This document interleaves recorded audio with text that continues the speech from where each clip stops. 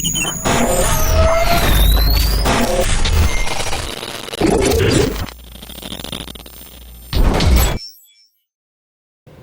what's up everyone? This is Andrew from the Ski Monster. Today I'm going to talk about one of our favorite all-mountain bindings, the Marker Griffon.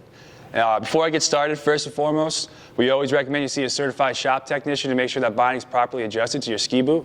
But if you find yourself in a pinch on top of the hill, I'm going to go over quick ways to kind of adjust your bindings to make sure your boots are properly fit. One of the most common issues we see with the binding that's not properly adjusted is wiggle room in the toe. And that's due to the AFD not being properly adjusted to the toe height of the boot. As you can see, there's space. The AFD is right here, and between the AFD and the toe, there's room for the boot to wiggle. Now, to fix this, you could take something the same thickness as a business card. You want to slide it underneath the toe. And this is very important because you want to make sure the friction's correct. When you're skiing down, you want to have confidence in your bindings. When it's wiggling, you're not going to feel safe and secure. To fix that, you're going to take the Phillips head screwdriver.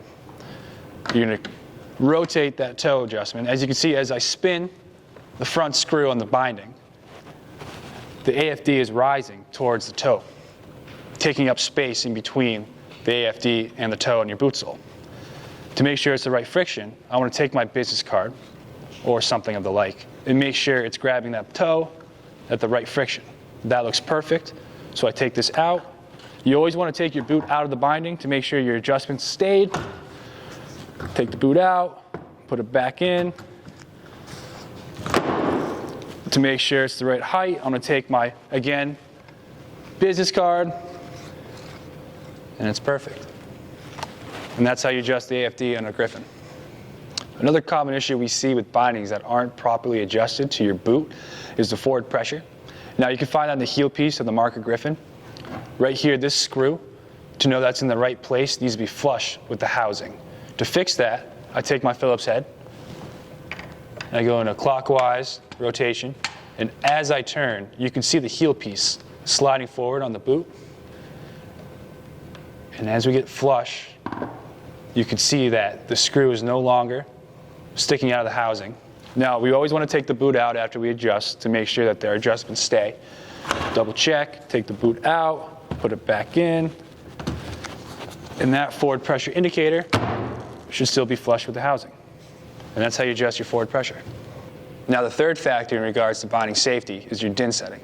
First and foremost, we always recommend to see a certified ski technician to make sure your din is properly set. There's a variety of factors that go into your din setting, including your height, weight, age, skiing ability, and the size of your boot. But if you find yourself in a pinch where you're skiing down the mountain and you don't have that proper secure hold, or you feel like your bindings are too loose, I'm going to show you how to adjust your dins. To start, you have two din settings, one on the toe, one on the heel. And there's a number scale on the top. That din window is going to show you what number you're on, what spring tension it correlates to.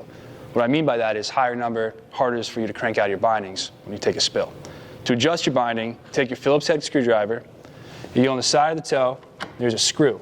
And as I go clockwise, the number goes up. Now this goes a long way. Little by little, you want to make sure you adjust your din. One number at a time. If it's too high, you're not going to release when you need to. You're going to hurt yourself. Definitely don't want that to happen. On the heel, the screw is on the top of the heel piece. Same thing. As I go clockwise, the number gets higher, and it's harder for you to crank out your bindings. And that's how you adjust your din. And those are the adjustments for the Marker Griffon. If you have any more questions or need more information, feel free to check out our blog post on theskimonster.com or hit us up on live chat, email, the phones, or come see us in Boston for an in-store appointment.